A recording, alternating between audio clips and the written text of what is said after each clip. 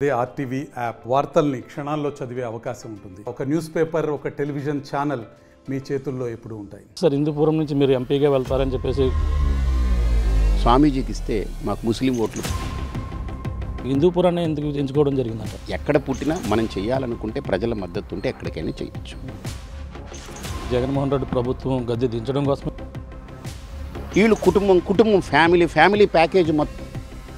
ఏపీలో రాజకీయ పరిణామాలు శరవేగంగా మారుతున్నాయి. ప్రధానంగా ఓ పక్కన వైసీపీ మేమే సిద్ధమంటూ ఇప్పటికే ప్రచారంలో ముందుకు వెళ్తున్న పరిస్థితి మరో పక్క కనపడుతుంది. అలాగే మరో పక్కన ముఖ్యంగా జనసేన, టీడీపీ, బీజేపీ పొత్తులో మరో పక్కన మూడు పార్టీలు కూడా పొత్తులతో ముందుకు వెళ్తున్న పరిస్థితి ఏపీ రాజకీయాల్లో ప్రధానంగా చూడవచ్చు. అంతేకాకుండా టిక్కెట్లు ఆశించినటువంటి కొంతమంది టిక్కెట్లు దక్కకపోవడంతో కొంతమంది అసంతృప్తివాదులు ఇప్పటికే ఆందోళన నిలవేస్తున్నారు. అలాగే పార్టీలు కూడా మారుతున్న పరిస్థితి ప్రధానంగా కనపడుతుంది. ఇప్పటికే బీజేపీ కూడా తనకు రావాల్సినటువంటి స్థానాలు ఎక్కడి నుంచి పోటీ చేస్తారు, ఎంపీగా వచ్చి ఎమ్మెల్యేల స్థానాలు కూడా ప్రకటించిన పరిస్థితి నిన్నటితో కూడా క్లియర్ అయిన పరిస్థితి ఉంది. అలాగే కొన్ని ప్రాంతాల్లో బీజేపీ ముఖ్యంగా ఎంతోమంది సీనియర్ నాయకులు ఉన్నారు. అలాగే కొంతమంది దీనికి టికెట్లు ఆశించినటువంటి పరిస్థితి ఉంది. కానీ హిందూపురం నుంచి గత 2-3 సంవత్సరాల నుంచి అక్కడే సేవ చేస్తూ అక్కడే ఉంటూ ఒక ఎంపీగా పోటీ చేయాలనుకున్న పరిస్థితి ఉంది. కానీ అక్కడ టికెట్ రాని పరిస్థితి ఉంది. అలాగే స్వామి పరిపూర్ణానంద స్వామి హిందూపురంలోనే ఉంటూ హిందూపురం వాసులకైతే ఎంతో అత్యంత సన్నిహితంగా ఉంటూ అక్కడ అందరూ కూడా అందుబాటులో ఉన్న పరిస్థితి ఉంది. కానీ ఇప్పుడు ఎంపీగా పోటీ చేస్తానంటూ గతం కొన్నాళ్ళ నుంచి కూడా వార్తలు వినిపిస్తున్నాయి. కానీ ఇప్పుడు టికెట్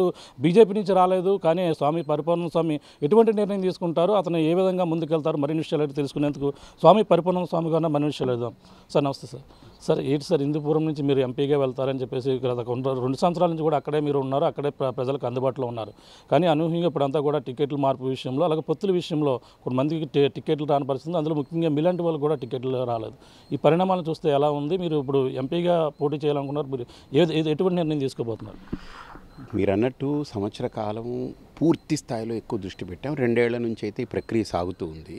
నేను దిగే ముందు హిందూ సంఘాల యొక్క ప్రధానమైన వ్యక్తులు ఎవరైతే ఉన్నారో వాళ్ళందరినీ సంప్రదించాను. ఎందుకంటే వాళ్ళతో మాట్లాడాలి, నా అభిప్రాయం చెప్పాలి. కాబట్టి అక్కడ ఉన్నటువంటి వాతావరణాన్ని నేను పరిశీలించాను. తప్పకుండా నాకు అక్కడ ఒక మంచి అవకాశం అని నేను భావించాను. ఎందుకంటే హిందూపురంలో నేను తిరుగుతున్న వాతావరణంలో ప్రజలందరూ కూడా నాతో మమేకమై ఉన్నారు. జస్ట్ స్వామీజీ అనే కాదు, మా ప్రాంతాన్ని అభివృద్ధి చేయాలంటే స్వామీజీ లాంటి ఒక నీతి నిజాయితీకి కట్టుబడ్డ ఒక వ్యక్తి, స్వార్థం లేని వ్యక్తి, బంధాలు దందాలు లేని వ్యక్తి, ఏ జంజాటాలు లేని వ్యక్తి ఇక్కడికి వస్తే మా ప్రాంతం అభివృద్ధి అవుతుంది అన్ని విధాలని ఆశించినటువంటి ప్రజలు లక్షలాది మంది ఈరోజు నా వెనుకున్నారు. ఇది నేను సర్వేలన్నీ కూడా పంపడం జరిగింది, పార్టీ వాళ్ళకు కూడా చెప్పడం జరిగింది. వాళ్ళ అభ్యర్థిత్వం రేసులో నన్ను పెట్టారు. హిందూపురము స్వామీజీకి అనేది మొదటంతా వచ్చింది. తర్వాత all of a sudden Hindupur తీసేస్తున్నామన్నారు. ఎందుకు అని అంటే దానికి కారణాలు నాకు చెప్పింది ఒకటే, ఏంటంటే బాలకృష్ణ గారు ఇంకొకళ్ళు కొంతమంది కలిపి అక్కడ ముస్లిం ఓట్లు టీడీపీకి పోతాయి, మేము ఇబ్బంది పడతాము, స్వామీజీకి ఇస్తే మాకు ముస్లిం ఓట్లు పోతాయి, కాబట్టి స్వామీజీని తప్పించేయాలని ఒక టార్గెట్ పెట్టుకుని తప్పించేశారు. This is the only reason మనకు కనపడింది. సో ఈ నేపథ్యంలో ఇప్పుడు నేనేం చేయాలి? ఒక్క మాట ఇచ్చి నేను అడుగు వేసిన తర్వాత, నేను అభ్యర్థిగా నిలబడతానని చెప్పిన తర్వాత వాళ్ళందరినీ ఒప్పించి, పార్టీలో పై వరకు నేను ఒప్పించి, అలాగనే సంఘంలో ఉన్నటువంటి పెద్దలందరితో మాట్లాడుకుని, అక్కడ అన్ని కుల సంఘ పెద్దలతో మాట్లాడుకున్న తర్వాత ఈరోజు నేను వెనకడుగేస్తే అది నాకు చేతగాని పని. నేను 10 మాటలు మార్చడం, 10 పార్టీలు మారడం నాకు ఎప్పుడు జీవితంలో తెలియదు, చెయ్యను. కాబట్టి నేను ఒకటే అనుకున్నాను, ఒకటే చేస్తాను, ఎంపీగా పోటీ చేస్తాను. ఇప్పుడు ఎమ్మెల్యేగా కూడా నేను పోటీ చేయాలని అనుకున్నాను. అంటే ఇప్పుడు ఇండిపెండెంట్గా వెళ్ళడానికి మీరు సిద్ధపడ్డారా? ఇప్పటికే అంటే మీరు ఎంపీగా వెళ్తారా, ఎమ్మెల్యేగా వెళ్తారా? అంటే హిందూపురం నుంచే పోటీ చేస్తారా? ఇది సాధ్యమయ్యే పని అంటారా? హిందూపురం పార్లమెంటు కూడా హిందూపురం పేరే, హిందూపురం అసెంబ్లీ కూడా హిందూపురం పేరే. కాబట్టి ఇప్పుడు ఈ కన్ఫ్యూజన్ లేకుండా హిందూపురం అసెంబ్లీకి వేస్తున్నాను, హిందూపురం పార్లమెంటుకి వేస్తాను. ఖచ్చితంగా అసాధ్యం ఏదీ లేదు. కొద్దిగా దుస్సాధ్యం అవ్వచ్చు, కానీ అసాధ్యం కాదు. ఎందుకంటే నాకున్న శక్తి ఏమిటనేది నేను నిరూపిస్తాను, తప్పకుండా చూపిస్తాను నేను. అంటే మీకు హిందూపురాన్ని ఎందుకు ఎంచుకున్నారు? కాకినాడ మీదంతా, కాకినాడలో ఇక్కడ కూడా ఎంతోమంది మీకు ఉన్నటువంటి బలం ఉంది, అంతా కూడా ఉంది. కానీ మీరు హిందూపురాన్ని ఎందుకు ఎంచుకోవడం జరిగిందంటారు? కాకినాడలో నా బలం ఉంది, కానీ నాకు బలం లేదని అనుకుంటున్నటువంటి భ్రమల్ని తొలగించాలి. నేను ఎక్కడికి వెళ్ళినా అక్కడ బలం ఉందనేటువంటిది నా నమ్మకం. ఒకటి, 2 ఏళ్లుగా నేను అక్కడ ప్రయత్నం చేశాను. నాకు చాలా మంచి ఫలితాలు కనిపించాయి. ప్రజలందరూ నాతో మమేకమై ఉన్నారు. మూడోది ఏంటంటే, ఇప్పుడు జగన్ గారు ఉన్నారు, ఆయన పులివెందుల్లో పుట్టారు కాబట్టి పులివెందుల నుంచి పోటీ చేస్తారు. కుప్పం చంద్రబాబు గారిది కాబట్టి కుప్పం నుంచి చేస్తారు. మరి నారా లోకేష్ గారు ఎక్కడ పుట్టారు? ఆయన ఎక్కడో హైదరాబాద్లో ఎక్కడో పుట్టారు. ఆయన వచ్చి మంగళగిరిలో పోటీ చేస్తున్నారు కదా. బాలకృష్ణ గారు ఎక్కడ పుట్టారు? ఎక్కడో హైదరాబాద్లో. ఆయన వచ్చి హిందూపురంలో చేస్తున్నారు కదా. పవన్ కళ్యాణ్ గారు ఎక్కడ పుట్టారు? ఆయన వచ్చి పిఠాపురంలో చేస్తున్నారు కదా. అదేం ప్రశ్నలు లేవు. ఎక్కడ పుట్టినా మనం చేయాలనుకుంటే ప్రజల మద్దతు ఉంటే ఎక్కడికైనా చేయొచ్చు. మోడీ గారు గుజరాత్ అయినా వారణాసిలో పోటీ చేస్తారు, తప్పేం లేదు. కాబట్టి పివి నరసింహారావు గారు వరంగల్ అటువైపు పుట్టిన వ్యక్తి, నంద్యాలలో పోటీ చేశారు. కాబట్టి ఇది ప్రాంతంతో పని లేదు. ఎక్కడైనా మనకు బలం ఉందని అనిపిస్తే మన బలాన్ని కాకినాడలో ఎలాగో నాకు బలం ఉంది. నాకు ఇక్కడ పూర్తిగా నాకు కొన్ని వేల మంది నాతో కనెక్ట్ అయినారు. కానీ అక్కడికి వెళ్ళి నేను చూపించగలిగితే ఉంటుంది ఒకటి. రెండోది, అది పూర్తిగా వెనకబడిన ప్రాంతం. మనం ఏదైనా నిలబడి నిస్వార్థంగా ఏదైనా చేయగలిగితే ఆ ప్రజలకి ఒక మంచి చేయొచ్చనే ఒక స్వార్థరహితమైన ఒక సంకల్పం, రాగద్వేషాలకు అతీతమైన ఒక సంకల్పం, దానికోసం అక్కడ ఎంచుకోవడం జరిగింది. అంటే ఇప్పుడు ఏం జరిగిందంటారు? మీరు మొదటి నుంచి 2 సంవత్సరాల నుంచి మీకు క్యాడర్ ఉందా? వాళ్ళకి ఎంతో మీ ఎంట నడిచారు వాళ్ళందరూ కూడా వాళ్ళ నిర్ణయం మేరకే మీరు ఈ నిర్ణయం తీసుకున్నారంటే అక్కడ ఎంతమంది క్యాడర్ ఇప్పుడు అంతా వాళ్ళు అటు వెళ్ళాలో ఇటు వెళ్ళాలో తెలియని పరిస్థితి. మీరు ఉన్నటువంటి 2 సంవత్సరాల నుంచి 3 సంవత్సరాల నుంచి పెంచిపోసిన క్యాడర్ని వాళ్ళ నిర్ణయం మేరకే మీకు ఇటువంటి నిర్ణయం తీసుకున్నారు మీరు? ఖచ్చితంగా ఈరోజు నేను ఎవరైతే నాకు అనుచర గణాన్ని నేను తయారు చేసుకున్నానో ఆ అనుచర గణం మొత్తం కూడా ఒకటే అంటున్నారు, సరే మీరు ఓడిపోతారనే కారణంతో మీకు సీట్ ఇవ్వకపోతే వేరే ఎవరు సర్వే చేశాడో బయట పెట్టమనండి. నెంబర్ 1. నెంబర్ 2, మీరు హిందూపురంలో నిలబడడం మాకు ఇష్టం లేదు అని వాళ్ళు చెప్పమనండి. దానికి మనం ఆలోచన చేస్తాం. అంతేగాని ముస్లిం ఓట్లు పోతాయి అని 85% ఉన్న హిందూ సమాజాన్ని అగౌరవపరచడం, గొర్రెల్లా చూడడం, వీళ్ళకి బుర్ర బుద్ధి లేదు, వీళ్ళు పనికిమాలినోళ్ళు, మనం ఏం చెబితే చేస్తారనుకునేటువంటి తేలికపాటితనం, అందులో మిమ్మల్ని ఎస్పెషల్లీ మీరు ఒక నిజాయితీగా ఒక నిబద్ధతతో కట్టుబడిన వ్యక్తిగా మిమ్మల్ని వాళ్ళు ఈ రకంగా తీసిపారేయడం అనేది మేమెవళ్ళం ఒప్పుకోము. కాబట్టి పార్టీ అనేది కాసేపు మనం పక్కన పెడతాము. మనం పార్టీకి వ్యతిరేకం కాదు, బీజేపీకి మనం ఎప్పుడూ వ్యతిరేకం కాదు. కానీ పార్టీ మరి ఏ కారణాల చేత, ఏ ఒత్తిళ్ల చేత ఇలా తీసుకుందో నిర్ణయం మనకైతే తెలియట్లేదు. ఎందుకంటే మధ్యాహ్నం పార్టీలోకి వచ్చారు వైకాపా నుంచి, సాయంత్రం కండువా కప్పిచ్చేశారు. అసలు ఆయన గెలుస్తాడా తెలియదు, గెలవడా తెలియదు, ఆయన బ్యాక్గ్రౌండ్ చెక్ ఏమిటో తెలియదు, ఇచ్చేశారు. వైకాపాలో ఆయన గెలవడనేటువంటిది వాళ్ళు తేల్చి చెప్పి మీకు ఇవ్వమన్నారు సీటు. ఆయన తీసుకొచ్చి ఇక్కడ తిరుపతిలో ఎంపీగా పెట్టారు. తప్పు కాదు, అది పార్టీ నిర్ణయం, అది ఏదైనా కావచ్చు. ఇలాగా ఇప్పుడు ప్రతి చోట ఆలోచిస్తే ఇప్పుడు అనకాపల్లి ఉంది, ఆయన తీసుకొచ్చి తక్కువ దింపారు, ఆయన కడప ఆయన. సో ఏం గెలుస్తారా గెలవరా ఇవన్నీ అనవసరం వాళ్ళు. మరి ఏ ప్రాతిపదికన ఈ సీట్లు కేటాయించారనేటువంటిది నన్నైతే ఎప్పుడు పిలిచి మాట్లాడలేదు. నేను అక్కడ అభ్యర్థిగా నిలబడతాను, నేను పని చేసుకుంటానంటే వెళ్ళండి, మీరు ఆనందంగా వెళ్ళండి. ఏది పొత్తులు గిత్తులు మాట లేని రోజున నేను వెళతానంటే వెళ్ళండి అని చెప్పిన పార్టీ నాయకత్వం కానీ అధినాయకత్వం కానీ ఇంకోళ్ళు కానీ ఈరోజు అసలు ఇవ్వలేని సందర్భంలో నన్ను పిలిచి అడగాలి, ఎందుకు ఇవ్వలేకపోతున్నాం, ఇది కారణం అని చెప్పుంటే వేరేగా ఉండేది. అసలు అకారణంగా నిష్కారణంగా ఇలా గిల్లి పాడేసినట్టు పక్కన పెడితే నాకు మనస్సాక్షి ఒకటి ఉంటుంది, నాకు అన్నం తింటున్నాను, నాకు కొద్దిగా బాడీలో కొద్దిగా స్పర్శ ఉంటుంది కదా.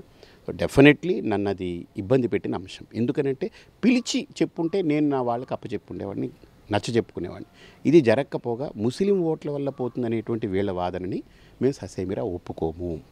100% అక్కడ హిందూ సమాజం మేలుకుంది. హిందువుల యొక్క బలాన్ని, హిందువుల యొక్క శక్తిని మేము చూపిస్తాం. ఇప్పుడు అంటే ప్రధానంగా ఇప్పుడు స్వామి పరిపూర్ణానంద స్వామి ఈ విధంగా ఎంపీగా రాజకీయాల్లోకి రాకూడదని వెనకాల ఏమైనా జరిగి ఉండవచ్చు అంటారా? అంటే పార్టీలు ఏదన్నా ఉందంటారు వెనకాల? ఖచ్చితంగా నాకు తెలిసి ఈ పొత్తులో భాగం, అసలు ప్రధానంగా పొత్తు అనేటువంటిది, నేను స్వామీజీని కదా, మంచి చెడు కోసం అందరూ నా దగ్గరకు వస్తారు. వైకాపా వాళ్ళు వస్తారు, కాంగ్రెస్ వాళ్ళు వస్తారు, టీడీపీ వాళ్ళు వస్తారు. ఇంక పాపం ఎవరైనా రారంటే బీజేపీ వాళ్ళే రారు, కానీ నా దగ్గరికి మంచి చెడు అడగడానికి మిగతా అన్ని పార్టీలు వస్తారు.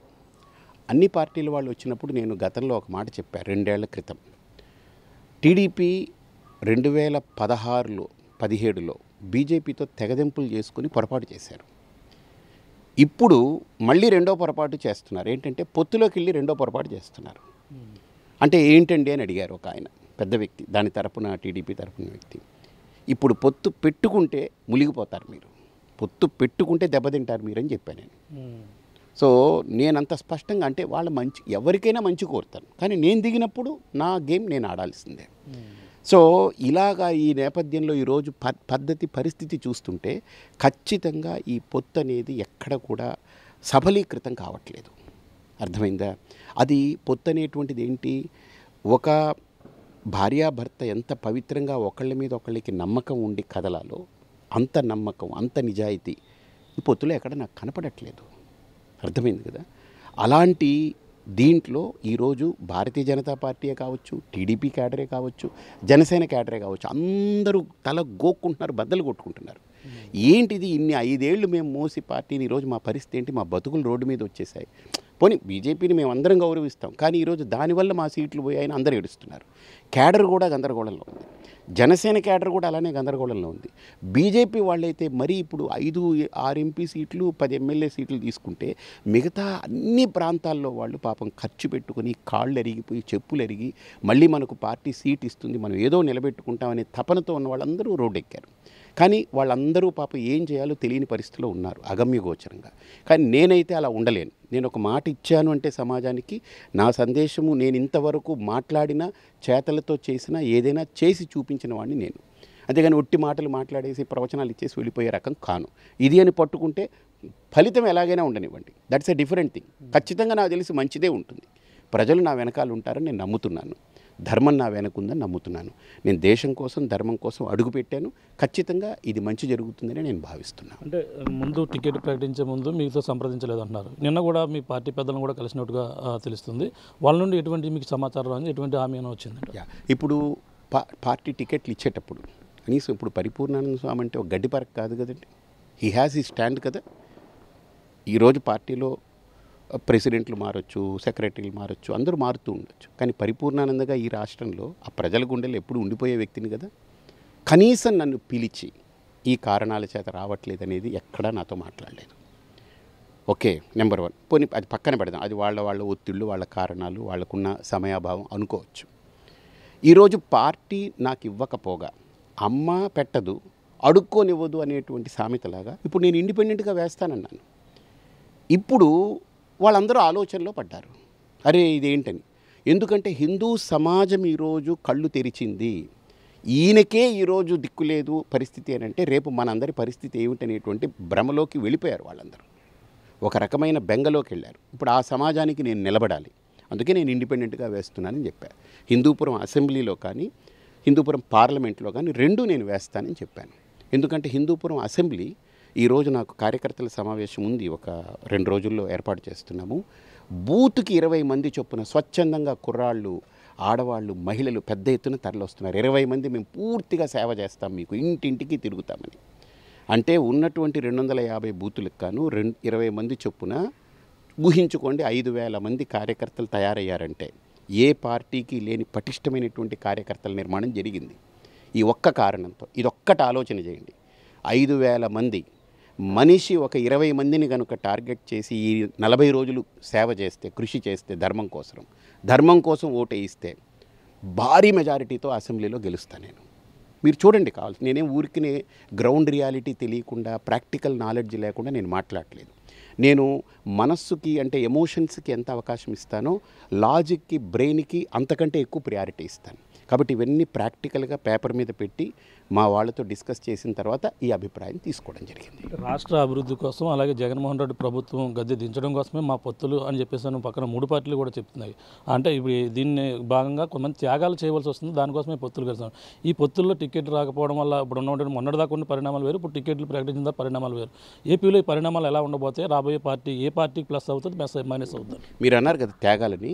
చంద్రబాబు నాయుడు గారు పోటీ చేస్తే ఓకే, కొడుకు పోటీ చేశాడు, చంద్రబాబు కొడుకు తోడల్లుడు పోటీ చేశాడు, మరిది పోటీ చేశారు, మరదలు పోటీ చేస్తుంది. అంటే వీళ్ళందరూ మమ్మల్ని త్యాగాలు చేయమంటారు కదా. వీళ్ళు కుటుంబం ఫ్యామిలీ ప్యాకేజ్ మొత్తం వీళ్ళందరూ దిగిపోవచ్చు. త్యాగం వాళ్ళకి కాదండి. అంటే అన్నీ వదిలేసిన సన్యాసి నిస్వార్థంగా పనిచేస్తాడంటే ఇంకా నేనేం త్యాగం, అన్నీ త్యాగం చేసిన వాడిని, ఇంకేముంది త్యాగం చేయడానికి? వాళ్ళు త్యాగం చేయాలి. ఇప్పుడు 6 పోటీ చేస్తున్నారండి ఆ కుటుంబం నుంచి. ఫ్యామిలీ ప్యాకేజ్ ఇచ్చేశారు ఆయన పార్టీ కదా, ఆయన ఇచ్చుకుంటారు. ఇంకా ఆ పార్టీ నుంచి వచ్చి బీజేపీలో చేరినటువంటి వాళ్ళందరికీ ప్యాకేజ్ ఇచ్చేశారు. సుజనా చౌదరికి టికెట్ వచ్చేసింది, సీఎం రమేష్కి టికెట్ వచ్చేసింది, టీజీ వెంకటేష్ గారు వాళ్ళ అబ్బాయికి వచ్చేసింది, ప్యాకేజ్ మొత్తం వచ్చేసింది. ఇప్పుడు బీజేపీలో ఉన్నదంతా ఎవరండి? 80% టీడీపీ వాళ్ళే.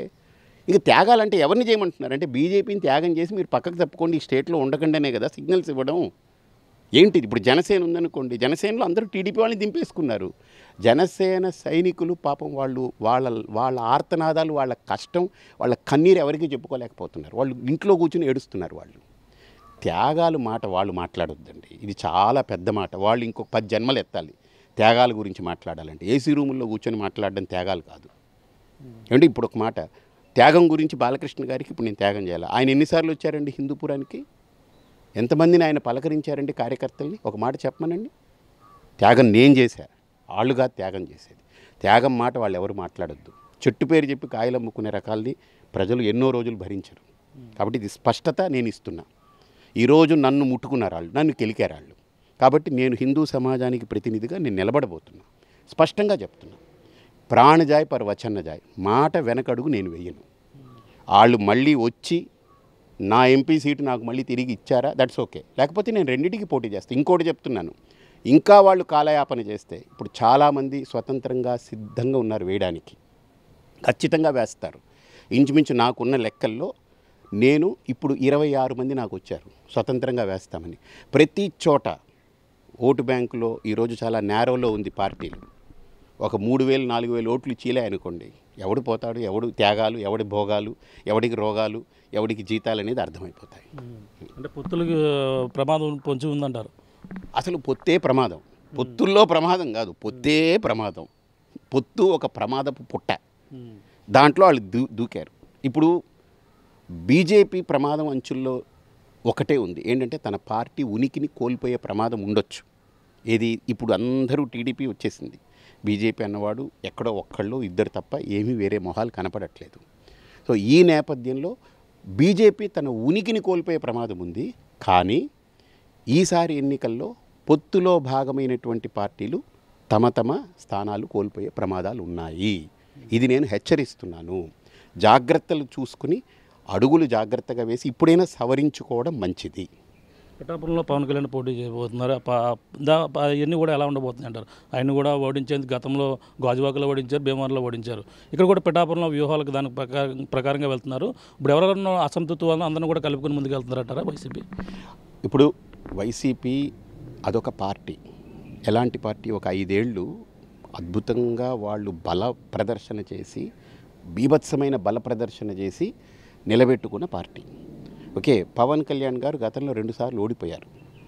ఎన్టీ రామారావు ఓడిపోయారు, ఇందిరాగాంధీ ఓడిపోయారు, పెద్ద నేతలు ఓడిపోయారు. ఓడిపోయారనేది అది పెద్ద విషయం కాదు. ఓటమి అనేది పక్కన పెడితే ఈసారి పవన్ కళ్యాణ్ గారు ఏ రకంగా అక్కడ నిలదొక్కుని ఆయన యొక్క వ్యూహ ప్రతివ్యూహాలతో అక్కడ ప్రజల్ని మెప్పించి నప్పించి వాళ్ళు మెప్పించి వాళ్ళ చేత ఓట్లు వేయించుకోగలరనేటువంటిది పెద్ద ప్రశ్న అది. సో దానికి ఆయన 100% కృషి చేశారనుకోండి, డెఫినెట్లీ మంచిగా జరుగుతుంది.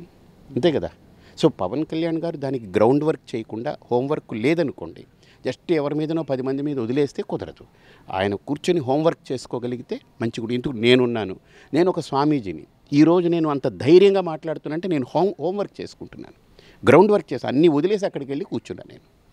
కాబట్టి మనం 2 సార్లు గతంలో ఓటమి చూసినటువంటి పవన్ కళ్యాణ్ గారు ఈసారి నేను ఓడిపోకూడదనేటువంటి కసి ఉంటే ఖచ్చితంగా ఆయనకంటూ ఒక పెద్ద ఓటు బ్యాంక్ ఉంది, అది ఎవడు మర్చిపోవద్దు. కానీ ఆ ఓటు బ్యాంకు ఓటు రూపంలో కన్వర్ట్ అవ్వడానికి ఆయన తీవ్రమైనటువంటి కృషి చేయాలి, హోంవర్క్ చేయాలి. ఇది నా అడ్వైజ్ ఆయనకి.